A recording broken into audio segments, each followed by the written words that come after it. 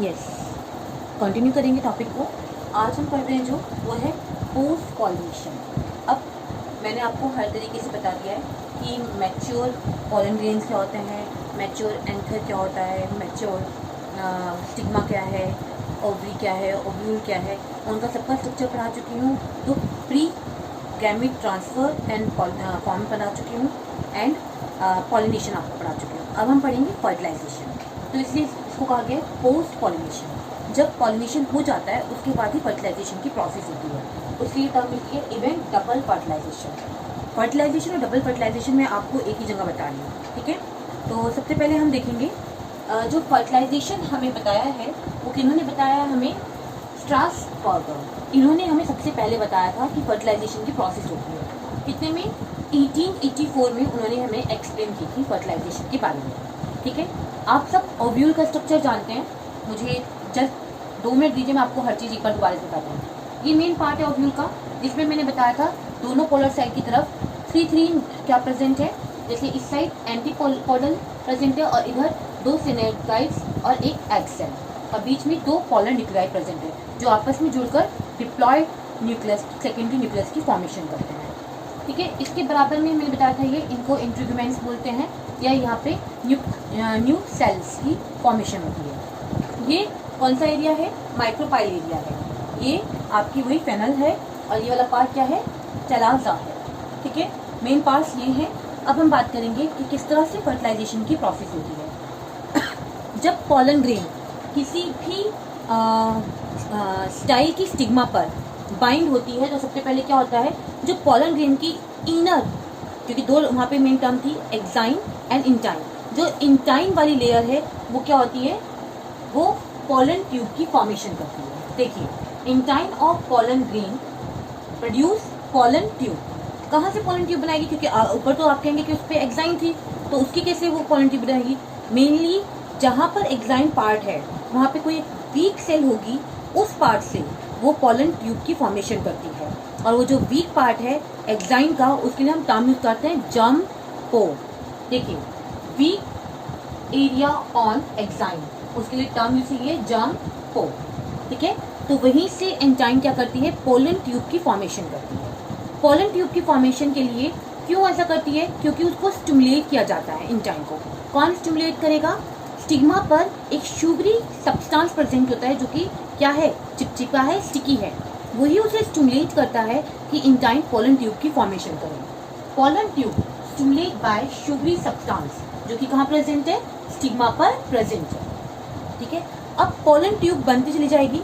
Pollen tube के अंदर 3 चीजें प्रेजेंट है, 2 मेल गैमेट और एक ट्यूब न्यूक्लियस। रिपीट कर रही हूँ, पोलन ट्यूब के अंदर 3 चीजें प्रेजेंट है, 2 मेल गैमेट और एक न्यूक्लियस, जिसे हमने ट्यूब न्यूक्लियस का नाम दिया, ठीक है। देखिए, पोलन ट्यूब में 2 male gametes plus tube nucleus present है। जो स्टाइल है स्टिग्मा की, उसकी खासियत है वो 2 टाइप की होती है, एक होलो और दूसरी सॉलिड। क्यों कहा होलो और सॉलिड, होलो जो ट्यूब है वो वाइट कैनाल से मिलकर बनी है, मतलब कैनल सेल से मिलकर बनी है।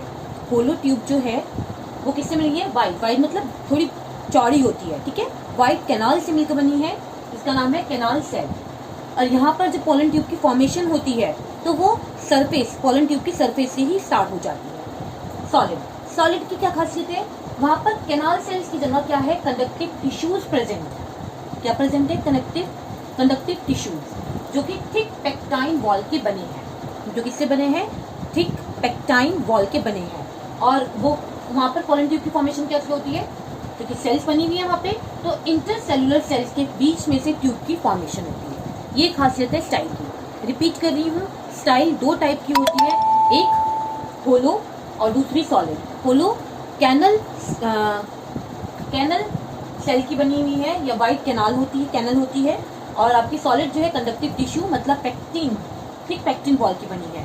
तो जो कैनल सेल है उसमें तो वो सरफेस पे ही बाइंड करेगी ट्यूब और धीरे धीरे नीचे बनती चली जाएगी, जबकि पेक्टाइन वॉल में उसको क्या करना पड़ेगा, इंटर सेल में से स्पेस निकाल कर और फिर वहां से वो की बीच में से ट्यूब की फॉर्मेशन करती है। अब आ जाइए यहाँ पर, क्योंकि अलग अलग पोलन ट्यूब अलग अलग एरिया से कहाँ ओव्यूल तक पहुंचती है तो उसके लिए अलग अलग टर्म यूज की है।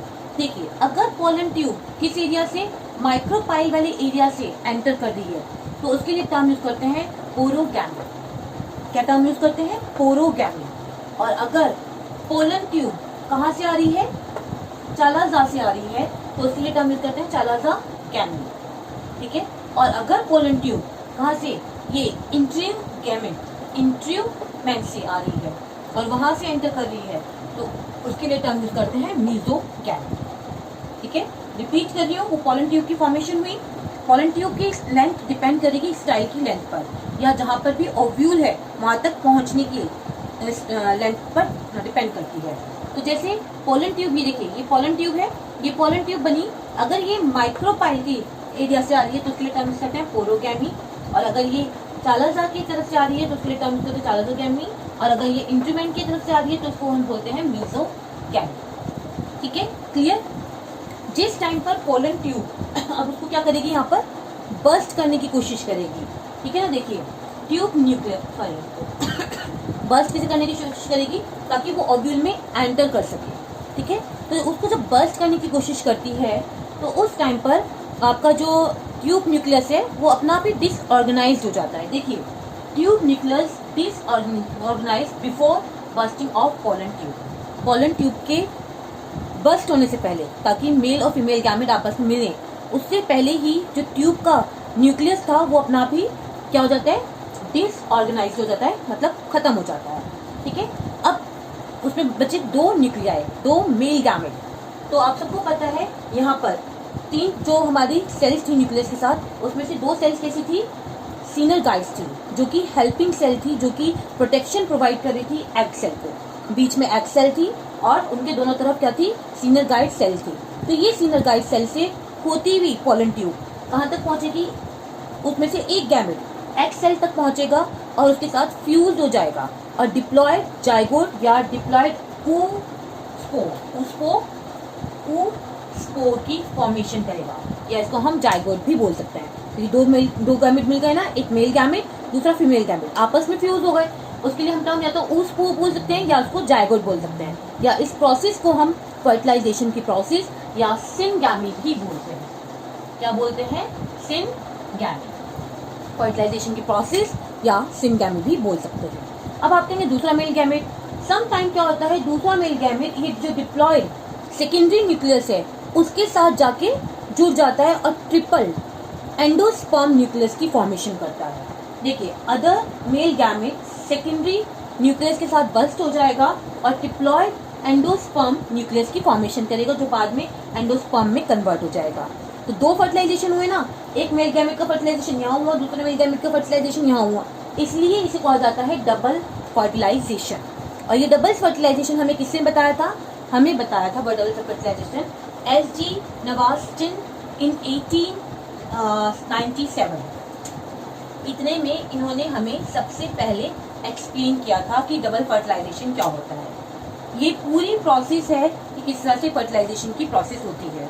और I hope you all understood, because पहले मैंने आपको इसके सारे स्ट्रक्चर डिटेल में पढ़ाए हैं ताकि आपको फर्टिलाइजेशन और डबल फर्टिलाइजेशन दोनों चीज़ें समझ में आ जाए। ठीक है, तो आज ये टॉपिक कंप्लीट हो गया। मेरी आप सबसे रिक्वेस्ट है, अभी तक मेरे पास सब बच्चों का होमवर्क नहीं आया है, ना ही चैप्टर फर्स्ट, और ये चैप्टर भी आपका 80% कंप्लीट हो चुका है। मोस्ट प्रोबेबली इस वीक तक ये चैप्टर भी मैं आपका कंप्लीट कर दूंगी। तो मुझे इस वीक तक आपके दोनों चैप्टर के होमवर्क चाहिए, तो प्लीज़ आप लोग अपने चैप्टर कंप्लीट करके मुझे सेंड करेंगे। Thank you class.